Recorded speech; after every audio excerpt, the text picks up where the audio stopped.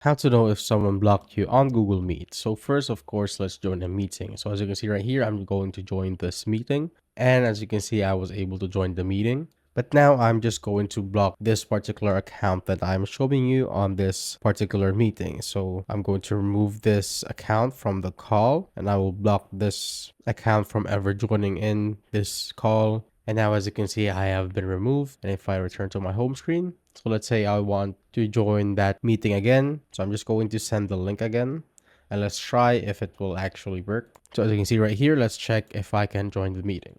So as you can see right here, once I go back to the link, it will show me this pop-up which says you can't join this video call. So just to show you again, I'm going to paste the meeting, and I'm just going to change the account that I have blocked earlier. So this is not the account. I'm just going to switch it. And once I click on my account right here, as you can see, it will automatically go to this page which says that I cannot join the call. And that is how to know if someone blocked you on Google Meet.